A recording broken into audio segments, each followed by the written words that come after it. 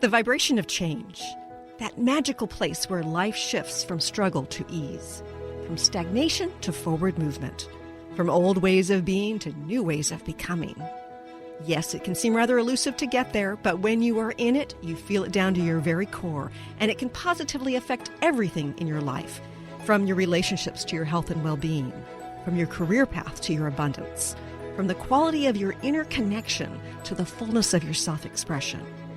Here on the Christine Upchurch Show, we explore ways to get into that vibration of change with experts in the fields of consciousness, psychology, spirituality, health, healing, and science. Are you ready to step into your vibration of change?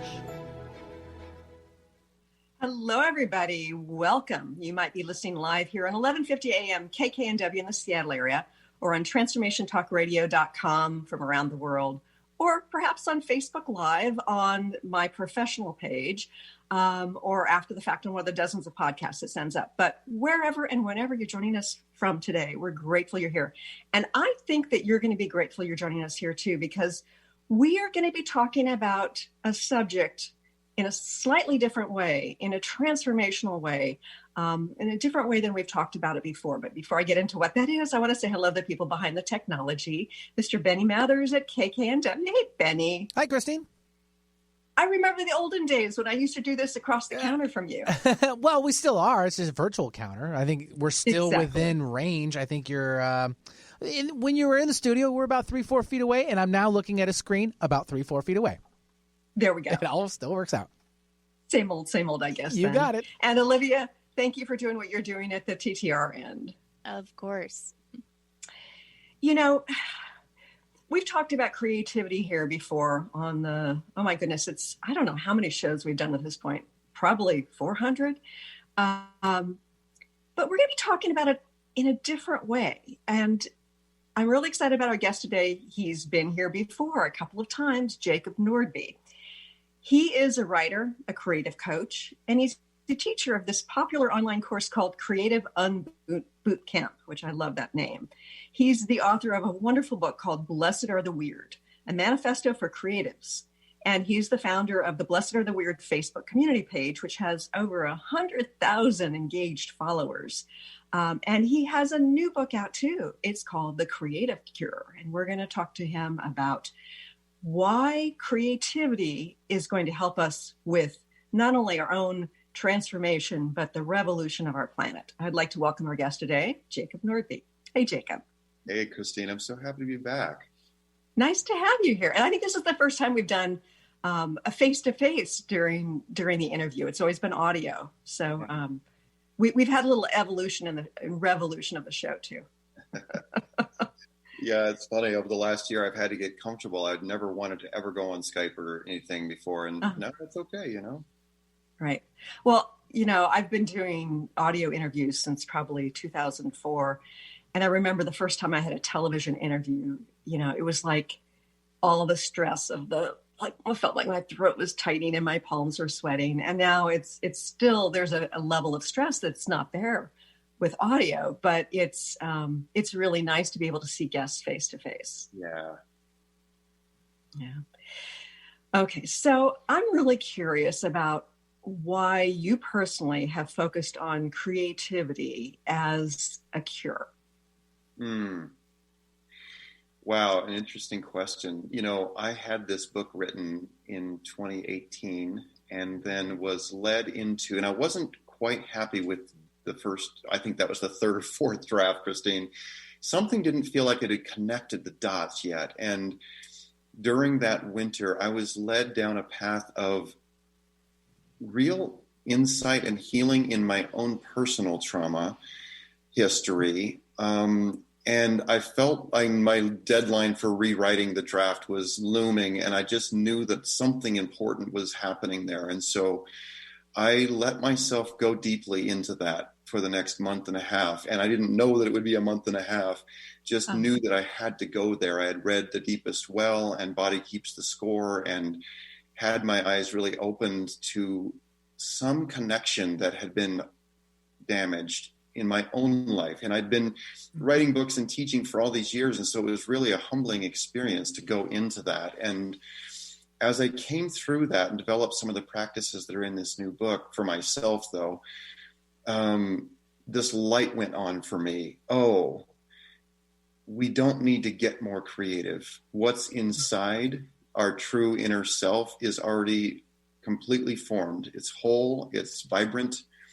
What we need to do is heal the connection to it. So I came to call that the inner creative self. I love that. Heal the connection to it.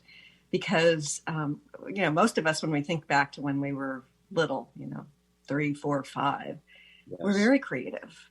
Even in the midst of dysfunctional family, even in the midst of trauma, there's this playfulness that it's like it's a part of our daily lives. What happens to people that cuts that connection? Well, as it developed, I began to identify what I call the 3 enemies of creativity, Christine. So socialization, and that's such an interesting thing because it's not like some evil force. It's how we all learn how to be adult humans, mm-hmm. and in kindergarten and with our well-meaning caregivers, they teach us how to become humans. We have to learn through imitation of other people, but that's part of that process that teaches us to quit focusing on what's going on inside and begin imitating others just to become human. Learn how to read, walk, eat, all these things, talk. So that's one thing. Socialization is part of it. And then the second one is traumatic experiences. And those are the big, traumas, the severe traumas, but also living through the world right now. 2020 for most of us was an incredibly traumatic year. And the third one is fear of rejection and experiences of rejection. So those 3 things stand up and begin to bruise and tatter that connection to our inner self. Mm-hmm. So how do you define creativity? Mm-hmm. It's funny, the first line in the introduction, which eventually got taken out through the editing process, but I still love it, was we need to rescue creativity from the arts. And I like that.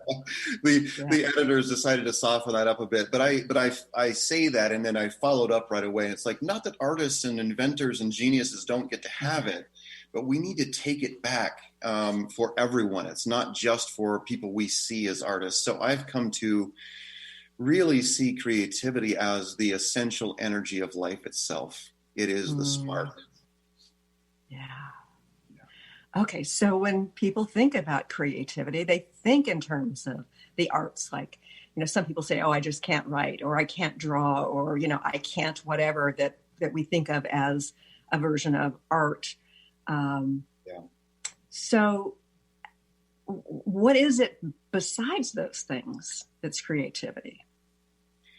Well, when we think of the roots of create, when we begin to think of, okay, I came here as this being, this spark showed up here. I've begun to see creativity as the electricity of the true self, of the soul, we might want to say. Mm-hmm. It is meant to flow through every part of our life. And those of us who are committed to restoring it, to reclaiming that connection, will find that this energy and intelligence and vitality, it seeks to find its way in every part of my life, not just in what we'd call the arts, Oh, yeah. And I think that based on my own journey and also, connecting with some of my clients, it seems to me that healing the trauma is an important part of restoring that. What is it about childhood trauma in particular that not only severs that connection, but keeps our inspiration and our joy tamped down enough so that we don't feel inspired to be creative? Yeah, wow. If we were doing a workshop right now, I'd pull out this graphic and show you this tree, and it shows the branches and leaves. I think it was taken from the EFT practices, but it shows the branches and leaves these symptoms of traumatic experiences, and these are the things that show up in our life, like procrastination and clutter and addictions and weight problems and all sorts of things. It's fascinating. And the trunks of that tree are the events, the things that happened at home with alcoholic parents or abuse or these other things, being bullied at school. But the roots are this is what really interests me, Christine, because the roots of that tree in this graphic, those are the deep limiting beliefs. I'm not good enough. I'm not safe. I'm not lovable. I'll be abandoned. Those core things. What happens is precognitive. It's like many of us don't know our names when some of these things begin to install those beliefs then that run the show for the rest of our lives until we begin to unwind it and heal it. So what does not feeling good enough have to do with stifling our creativity? Well, oh my God, what a great question. I saw this report done by the World Economic Forum in 2019, and they do this every 5 years, and they look at what are the necessary skills for the coming, year. And in 2020, they said creativity had moved from the bottom of the list up to number 3. And some other things had entered, like, empathetic sort of softer skills, intuition, not in those exact words, but this is the World Economic Forum, big data people, concerned with economics. And that made me really curious. So I sent out a study to 10,000 people and did a smaller test and said, what are your greatest challenges with creativity? And the top one was over 74% of people, Christine, said, I doubt my talents and abilities. I don't think I'm good enough. So then this connection began to form for me. What we believe about our creativity is what we believe about ourselves. Oh, wow. Yeah. Oh, wow. So I know that you talk a lot about the importance of joy, and we'll get into that further, but can creativity be a part of healing the trauma so that there's pain flowing as we're being creative? Yes.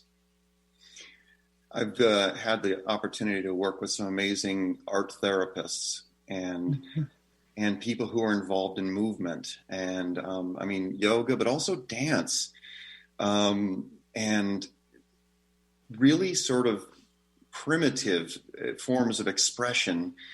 And as I've been able to do some research and talk with them, they demonstrate, and in the book, The Body Keeps the Score, they specifically break it down from a research and medical basis, what it's doing in the brain to return to some of these activities like drawing or doodling or daydreaming, some things that we probably got told to stop doing when we were kids because we're supposed to grow up and get serious, right? But they talk about what happens in terms of reconnecting the neural pathways and healing those connections back to the right side of the brain and how that begins to reconnect us, right? Yeah. Yeah. And talking about the connection to the right side of the brain, that brings up this concept of intuitive flow, the connection to, whether you call it the quantum field or the divine or whatever you want to call it. Yeah. So what does that have to do with creativity? Ask me again, because my brain went into the quantum field all of a sudden. So I want to make sure I answer your question. Okay. Let's see if I can retrieve my question from the quantum field. Right. So intuition, that connection to the right side of the brain. So it seems to me that if we're connecting to create a flow, which tends to be the right side, I know that's an oversimplification according to what scientists say, but the right side of the brain also relates to intuition. So how are intuition and creativity connected? Ooh. Or are they connected? Oh, I love that. Yeah, my friend Dr. Chris Niebauer, he's a neuropsychologist and he's a professor, and he wrote a book a few years ago called No Self, No Problem, but he's approaching left and right brain things. And he says, the left brain is the interpreter, it's the storyteller, it's the organizer, but the right side of the brain is what connects us to what seem to be unconnected patterns, to emotion, to feeling, to all of these things. And what's interesting to me, Christine, the deeper I go into this study and then practice and experience for myself and with clients, the more I notice that sometimes, and maybe often, maybe all the time, the deep wisdom of the senses in our bodies is often overlooked. And in the Western cultures, the modern world, we are so rewarded for left brain activities that we get very, very disconnected. Right. And we're sort of connected from here up as opposed to connecting to the body's wisdom too. Yeah. No, exactly. Yeah. I can't remember which famous psychologist said most therapy unfortunately stops at about the level of the chin. So getting people connected into their bodies again, right? Yeah. Yeah. And I know that I've had some of the most important insights and release relating to trauma when focusing on aspects of something going on in my body, because the body stores things. I mean, clearly the energy field does too, it's and the mind gets stuck in certain patterns, but it's waiting in the body to be retrieved and, observed and loved and released. So that seems like an important part of it. So how is the body related to creativity? Well, when you think about, you and I have been in this world for so long, and the spiritual world, there's so much etheric about it. But when you think about what I sometimes call sort of poetically, I guess, this self of you that has descended into a body and is the fingertip of God touching the earth, if you want to use that sort of phrasing, we can't be here without our bodies, And so as I see healing this connection, like this vast, powerful psyche and self and original self, soul, whatever we want to call that, embodied in this physical frame to create something requires my body. So therefore, healing the connection and the joy and health in my physical expression in some way is an integral part of actually expressing creativity. Love that. I think of it in energetic terms as well. I think that in the spiritual community, people have focused on connecting with that higher frequency vibration, connecting with God, whatever you want to call it. And yet, in order for us to transform our lives and to transform our world, it's got we've got to be lightning rods. We've got to ground that light, which means bringing it into the body, which means paying attention to where there's the stuckness, where it's not flowing. And that relates to trauma. That relates to story patterns where we're stuck, whatever. So it seems like an integral part from, my perspective as an energy healer in terms of transformation as well. Okay, so I know that you've got certain exercises, you've got a certain formula for approaching and reconnecting with our creativity. Can you share a little bit about that? Yeah, maybe like you, Christine, I had been using Julia Cameron's The Artist's Way and Morning Pages for years and years.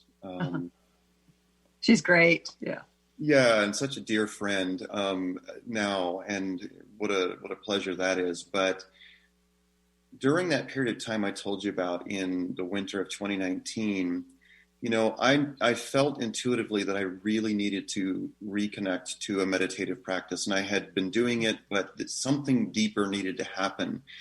And I would sit down and I could feel this anxiety, and I began to spot it when I, looking at it through the lens of the deepest well and body keeps the score and these things. I began to look in the mirror and realize I have a lot of latent anxiety in my own self. And I never thought of myself as a worried person, didn't have a big story about all these things that had happened to me. But then I began to understand that, oh, wow, this anxiety is actually heightened all of the time. And so when I sat down, I didn't have a complex meditative practice at the time and still don't, but I began to say the words. I would breathe in, I am loved, and I would breathe out, I am safe. Do that for some minutes. And I would breathe in, I am seen, and breathe out, I am enough. And what's interesting was to note how my body rebelled. It absolutely didn't feel that those things were true at that time. Right. And so I stuck with that. And little by little, day after day, I began to notice that I would settle into that. And it was no longer, I need to go meditate. It's like, I need to go and do this because that actually changed the rest of my day. And I would notice that as I did the journaling work before that, it was almost like letting my inner self, almost like a toddler that needed attention. I began to develop these questions, very simple questions. How do I feel right now? What do I need right now? How do I feel right now? That seems like a simple question, but most people are so disconnected, and I myself have been there, and I'm there at certain moments as well these days. How do I feel right now? Right now. Right now. And that's a powerful question to ask. That by itself. Yeah. And Christine, I think that so many of us who have, and I'm sure in your audience, so many people have read the Four Agreements and Eckhart Tolle and all the wonderful teachers. And sometimes I think asking that question, I noticed it myself when I started doing this, I would find myself answering how I should feel right now. I would start saying, this is how I feel. And then I said, but I'm grateful, and I'm like, oh, wow, this needs more attention. How do I feel right now? Right. The new age fluff that's covering over the, spiritually bypassing the stuff that's really there. That's it. Yeah. And in the privacy of those pages, and then later doing the work and the rest, by the way, not just the work, but the rest of the meditative practice. Like it felt like giving a part of myself that had been orphaned a big hug and say, I thank you for telling me how you feel, and it's okay. Exactly how you feel is valid right now. Right. I love the way you put that. The part of yourself that was orphaned. Mm-hmm. What does that mean to orphan ourselves? Wow. Yeah, I feel like, once again, going back to those three enemies: socialization, traumatic experiences, rejection, parts of us that weren't acceptable at some point in our lives, or even currently. We learned to deny them. We learned to drive them away and show up in a different way. Mm-hmm. And that's the process over time of trying to become something we really aren't, to fit in, to be acceptable. And for me, I was a math major. I did graduate work in statistics. I was a statistician for 15 years. And I realized it was disconnected from my heart, but it took a health crisis for me to face that. And yet, looking back, I realized I wanted the approval of my father. My father was an actuary, a statistician in the insurance industry. And there I was, doing something I was good at, but not for me, not something that was connected to my heart. And it takes a lot of guts to actually not only face that part of ourselves that have been orphaned, but to take action based on what they have to say and what their desires are. I know you're doing the interview here, Christine, but I would love, what were some of the really simple, small ways that you found to take that sort of action? Well, first of all, I think that one of the things that helped me was becoming a mother, because I had been planning on going back to work. I was working as a research statistician in cancer research. Really good career, and people were expecting me to go back. And I fell in such deep love with my baby. Mm-hmm. And at one point, I'm on the computer at 2 a.m. while my baby's asleep upstairs. And I realized one thing's very connected to my heart. The other thing's not. It just that awareness of that chasm between my heart and what I thought I should be doing was huge. So that was an important piece for me. And then the other aspect was shifting, how do I put this? Kind of like shifting my tribe in a sense. And it first started with books, because from the time I was young, I could see energy of insects and animals, and I was intuitive, and yet these things were not really talked about, not really okay.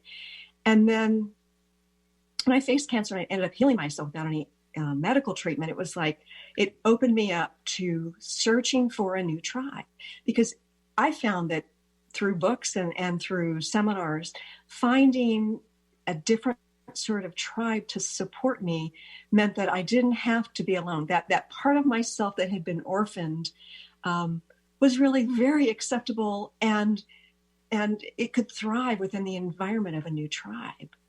God, I love that. Yeah. Okay, so we're going to go to a quick break, but when we return, we're going to talk a little bit more about your formula. I love that you've laid things out in terms of our steps to opening that connection to creativity. Stay tuned, folks, for more with Jacob Nordby here in just a few moments. I'm Christine Upchurch, and this is a Stellar Reflections Minute. Years ago, when facing cancer, without any immediate treatment options, I sought healing by making various life changes. For a while, I followed a very restrictive diet. I often found myself obsessing about which foods were good and which ones were bad. Then one day, I realized I was consuming foods based on fear of not getting well. But I didn't want to make choices out of fear anymore. I decided it was far better for my immune system if I allowed myself to experience the joy that came from, say, eating frozen yogurt, than it was for me to ingest the fear that came from avoiding it. Now, instead of choosing healthy habits based on fear, I try to make choices because they feel right and ultimately bring me joy and ease. How many of your healthy habits are really based on fear? Please visit stellarreflections.com or call 425-999-9836. That's 425-999-9836. Did you know that all of the shows on the Transformation Radio Network are available as podcasts to stream or download? Really? Check us out. Go to transformationradio.fm. We have business shows, spiritual shows, energy healing shows, and pretty much everything in between. Something for everyone, guaranteed to inspire, educate, and transform. We are transforming the world, one listener at a time. Are you feeling the complexity of life? Do you feel that urge to step into something greater? Tune in to Nailed It Radio. Find your simplicity within your complexity with me, life coach Carrie Nail. Tune in each month on transformationtalkradio.com to discover what it means to use your full power to be the best version of yourself. Imagine stepping into the energy of saying yes to yourself and knowing you nailed it. For more information about me, visit carrienail.com. The vibration of change. That magical place where life shifts from struggle to ease, from stagnation to forward movement, from old ways of being to new ways of becoming. If you're like I am, it can be rather elusive to get there, but when you are in it, you feel it down to your very core, don't you? And it can positively affect everything in your life, from your relationships to your health and well-being, from your career path to your abundance, from the quality of that inner connection to the fullness of your self-expression. On the Christine Upchurch Show, we explore ways to get into that vibration of change with experts in the fields of consciousness, psychology, spirituality, health, healing, and science. Join me, Christine Upchurch, every Friday at 11 a.m. Pacific Time, 2 p.m. Eastern Time on KKNW AM 1150 and Transformation Talk Radio, and learn new ways to step into your vibration of change. Welcome back to the Christine Upchurch Show here on KKNW AM 1150 in the Seattle area and TransformationTalkRadio.com. Oh, I'm having a great conversation today with Jacob Nordby, who's an amazing writer and who's written a book called The Creative Cure.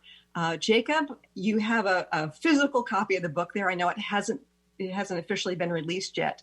Can you show our listeners what it looks like? And read us the subtitle, because it's a good one. Yeah, there it is. And the subtitle is How Finding and Freeing Your Inner Artist Can Heal Your Life. Mm-hmm. So freeing your inner artist, is it just about learning how to paint or learning how to play an instrument, or is there more to it than that? You know, it's been such an interesting experience to begin to do the work and joy of this healing I'm talking about in this book. Mm-hmm. And to discover how it wants to transform every part of my life, not just in what I would call art. And so, for example, I'm sitting in a home now that I moved into a few months ago. And one of the things that I really didn't love about my life back at the time, you know, when I was writing this book, was that I felt, you know, I was a single dad and had 2 or 3 kids at home, and my house felt functional, but it never felt like me. And it's been interesting, Christine, to go through this. And as I moved in, I had this experience of furnishing a whole home. And before, it was always like, no, everything's fine. I mean, the furniture's fine. Everything works. Right. But I just noticed that I had been trying to make my creativity go only through what is my art, which is writing. Sure. And as I began to expand the definition and the experience of it, I found that, no, my back porch wants to be artful too, not just my words, you know? Yes. And I personally love decorating a home. Not so much about like putting it all together. It's about kind of evaluating the feel in a corner and the flow of the colors. And there's just something that can be so supportive of our personal environment, our home, that can be great fun, whether it's 500 square feet or 4,000 square feet. It's a way of expressing myself that I loved. And one of the things I found interesting is there are paintings on my wall that I used to love a whole lot. And I'm finding, the colors are a little too dreary for my taste. So as I've been changing and healing in a variety of ways, it's like I'm drawn to a different kind of expression hanging on my wall. Isn't that interesting? Well, you know, and I want to just be clear about something else. One of the experiences I had that really opened my eyes to why we need to move this outside of just the arts. As I was walking through this company that I had started with my brother many years ago, and he had taken over the CEO, and it was a tech company, Christine. And he was talking to me about, you know, asking questions about the book that I was writing at the time. And he stopped and looked at me, and he's kind of had this wistful look in his eyes. And he said, you know, I love what you're doing. I'm just not that creative. And then we walked into his office, and he sat down, and he had 3 screens, and they were all filled with computer code that looked like the Matrix, you know. And as he sat down, I could feel his whole, just the way he sat down and put his fingers on the keyboard and started working. And I said, Nate, you are it for me. I'm not a computer guy, but for me, watching you do this, it's like watching Beethoven composing a symphony. And he turned and he said, I've never thought of it that way. And so I've come to feel, Christine, that this energy, this creativity, this spark that is us, whatever it is that makes us feel truly alive, and it wants to transform our connection to our work for pay and our relationships at home and all of it. Yeah. Okay, so you've talked about the importance of meditation, and I imagine that we can meditate in a variety of ways, including going out into nature. Yes. I find that to be very meditative, very healing. What are some other aspects of the formula to reconnecting with our creative spark? Well, so what I've noticed as a formula is that it's who plus why, and we've heard about the why quite a bit in the last few years from Simon Sinek and others, reconnecting with our purpose, with our why. So there's who plus why plus how equals what. And what's interesting so that would be the goal or the result. What's interesting in our culture with its emphasis on left brain activities and, structured things like that is that we commonly focus on the what. So we sit down with a kid and we say, you need to get good grades. And then we back it up as far as the how. So now we're going to talk about how many hours you need to spend in homework. So any of our goals then as adults, we generally start with the what and the result or the product. And then we say, well, let's reverse engineer and figure out how we will get that done. Very few people are led into why. Do I really want that? And almost no one is led backward into who. Who am I? Right?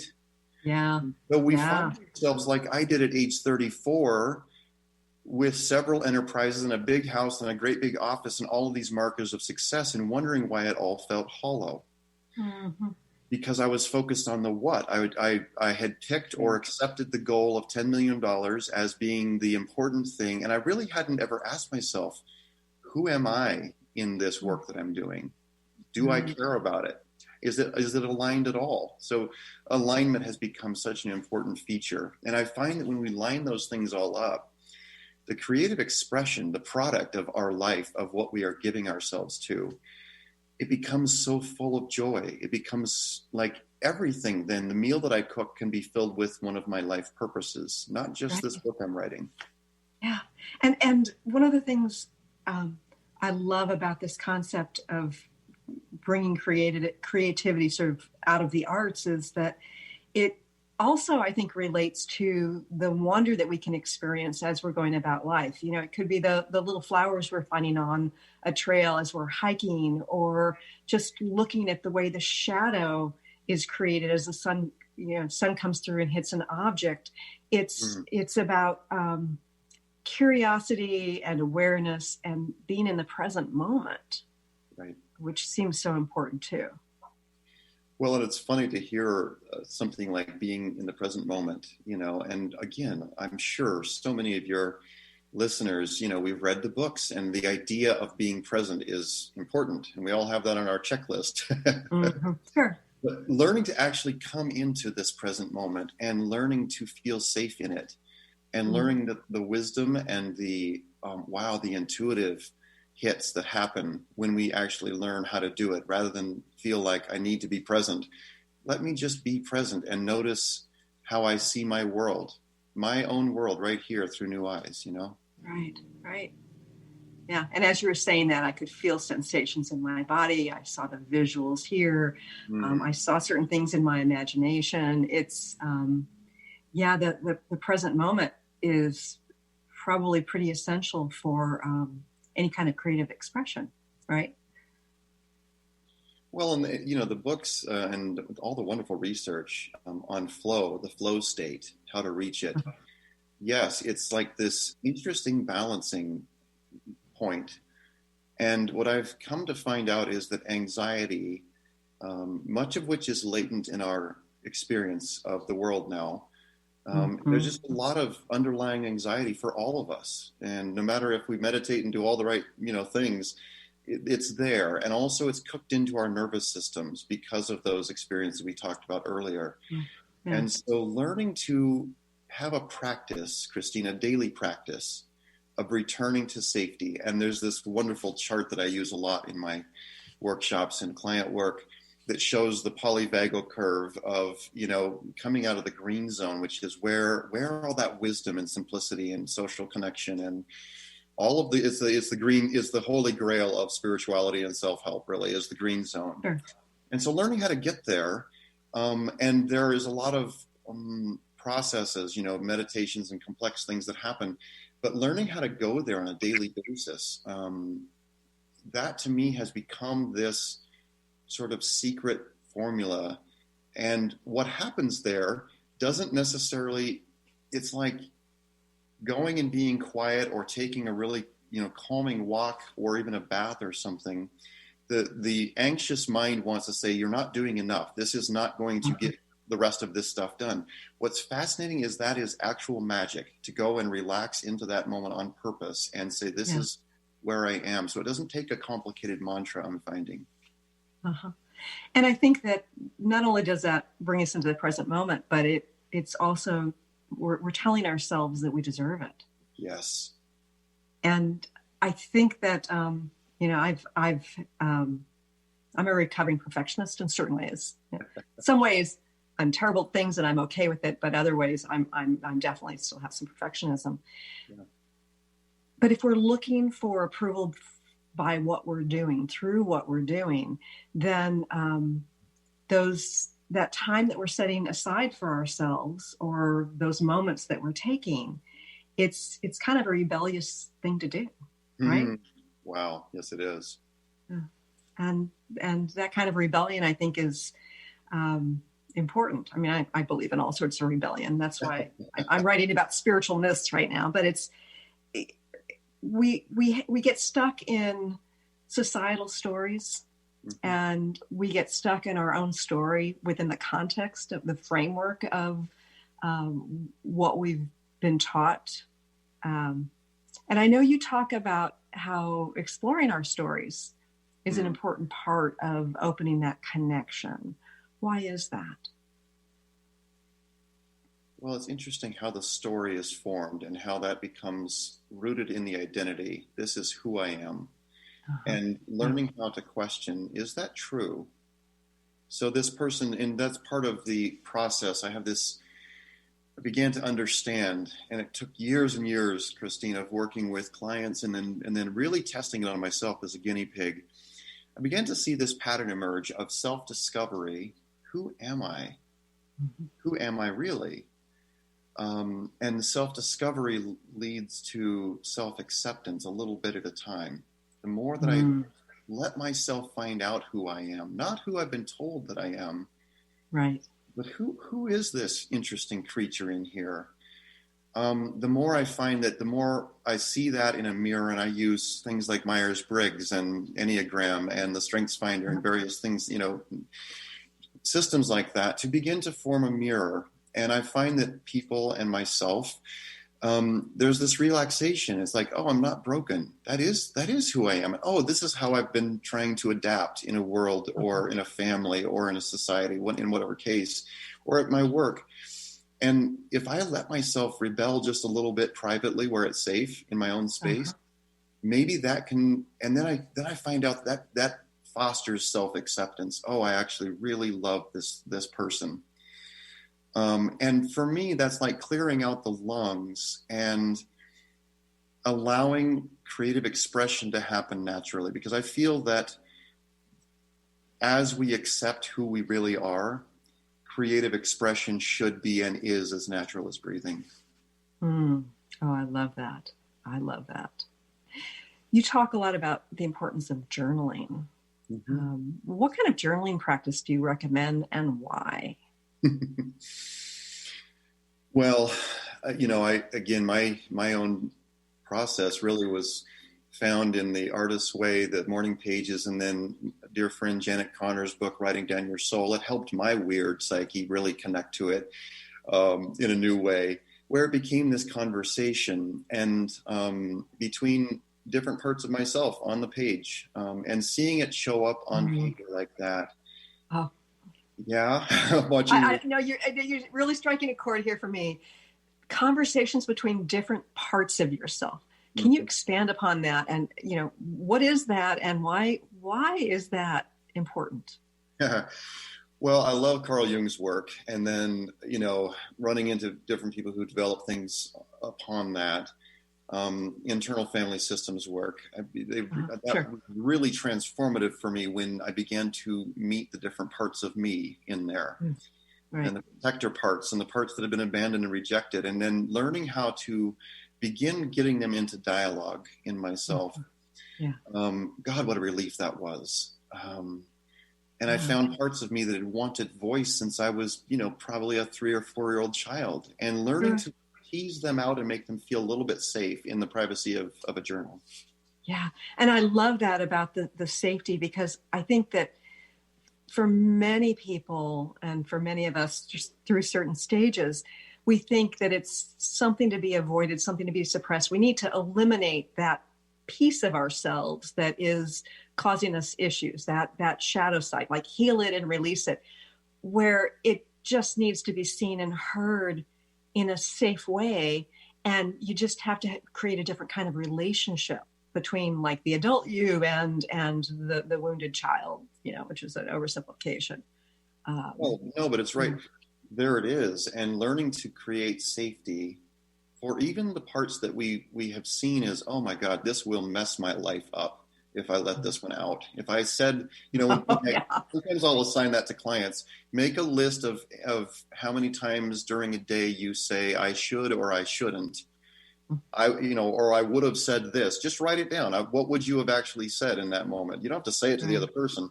And then let's begin to talk to the part that wants to say things that you're not letting it say. Again, in safety and privacy, where it's not going to life up, right? That makes sense. We find that then during that process that the things that we've seen as saboteurs or ugly, as we create safety for them to have a voice, they can become allies. Mm-hmm. It's funny because years ago when I was beginning to face a certain trauma, I had a dream, and I was in this glass house, and there was a 5-year-old girl with long dark hair, and she was like banging on the windows, and she was just like this innocent looking thing. But I woke up terrified, and it was kind of like I think that we are often so afraid of those pieces of ourselves, the shadow side, or the parts of ourselves that we feel aren't going to be acceptable. And yet I've made friends with that little girl, right? And it was a very powerful thing for me to do. And it totally transformed my life in certain ways. So it's almost like we resist the dialogue. We resist even seeing those parts of ourselves. And yet it can be so incredibly transformative, Jacob, when we befriend them. We befriend those parts of ourselves. I love hearing, and we were talking in the break there, Christine, I just love hearing people like you who have done the work. And so just talking about that dream and how you see it and have used it as a tool, one thing I want to say is that I think it's easy for people to hear folks on the radio or in a workshop, up front talking about things and think, oh, okay, well, someday when I reach the horizon, then I will have done enough work to where that's actually possible or true for me. And I'm not there yet.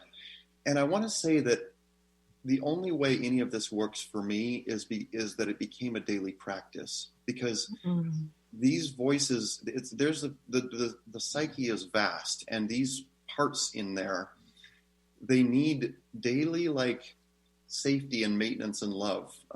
Because I know that if I turn away from that practice, it's not as if I reached some point and crossed a threshold where, oh yeah, now this isn't a problem for me anymore. No, if I don't keep up with this in a really gentle, good way, I find myself then showing up in the world in ways that, feel old and feel broken. And so it's like, this has to become this really gentle, nourishing practice is what I've found. I love that. Before we go any further, I want to make sure our listeners know how they can connect with you. Tell us about your website and your Facebook page, and also about any events you've got coming up. Oh, thank you. Well, JacobNordby.com is one place. And, this journaling practice we've been talking about, I have a free ebook PDF download that people can get right now for that. So JacobNordby.com is one place. And, one event that's coming up is the book release. But ahead of that, anyone who'd like to maybe go a little deeper, I have a video workshop that is recorded and available right now at creativecure.me, and they can find out about the book, but you can get access right now to a video workshop that I just loved sharing with people during a recent event with Julia Cameron and Sark and some other amazing creative leaders. Oh, I love Sark. She's been on the show too. Yeah. Of course she has. Yeah. Okay. So the meditation and the journaling and asking some of these important questions that you're talking about, what are the steps from that kind of checking in, that communication, the dialoguing, to living a more creative life? Well, Christine, what's interesting for me is as I use these processes, what I notice is that as I befriend myself in 15 or 20 minutes a day, I'm like you, I have a very busy life. I have kids and people need to be taken places and all of that. So it's not like I'm living in an ashram somewhere. No, it's 15 to 20 minutes a day of just intentionally re-befriending myself every day in some small way. That sends this powerful signal to the inner self, the psyche, the creative self, all these things.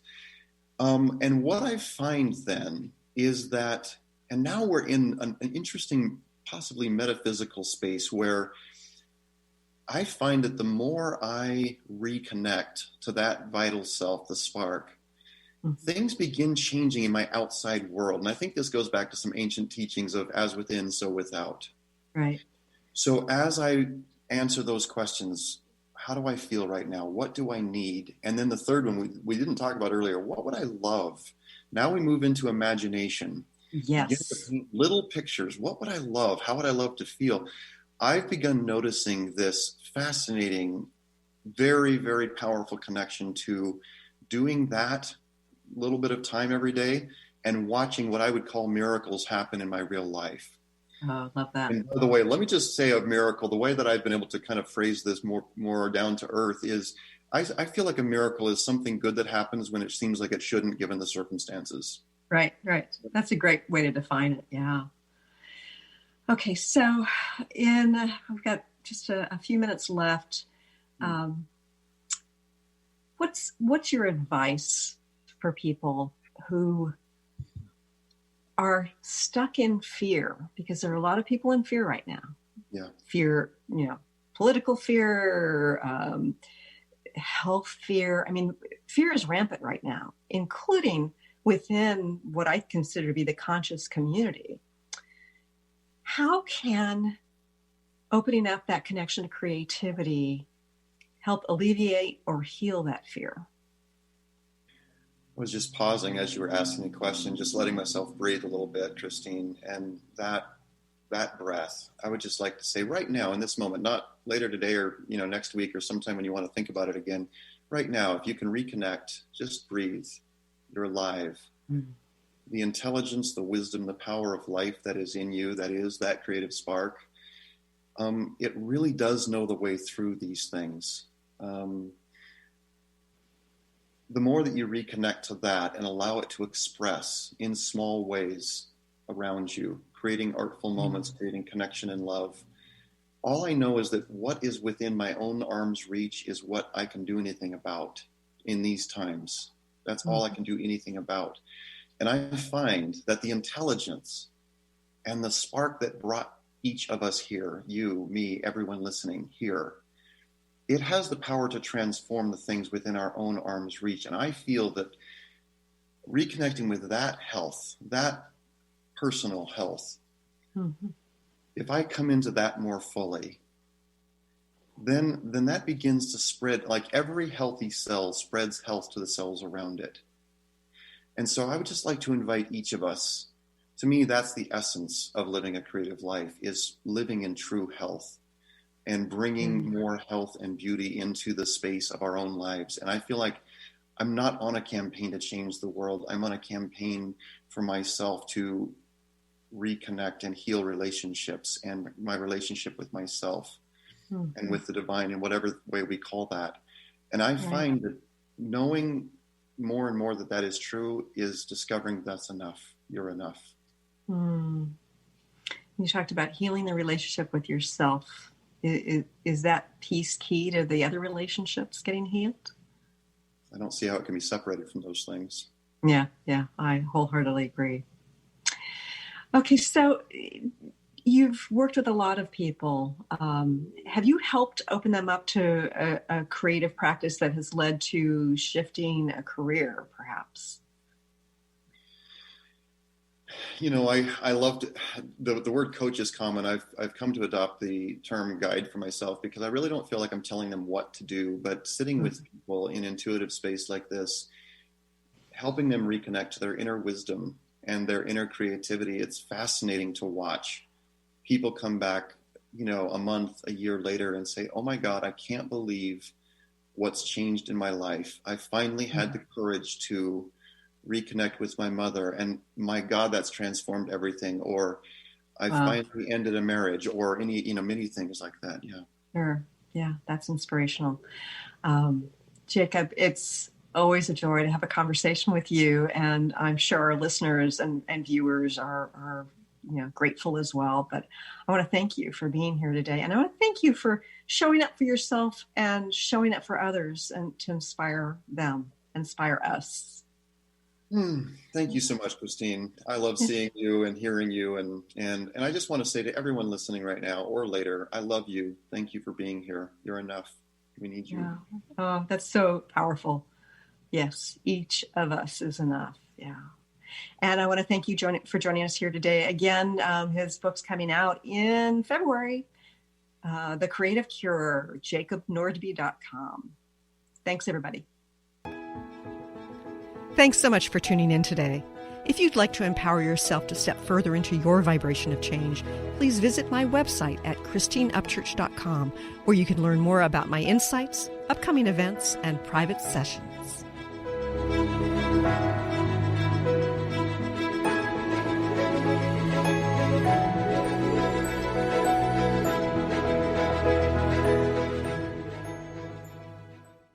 views expressed on this program are those of the host, guests, and callers, and do not necessarily reflect the views of the station, its management, or advertisers.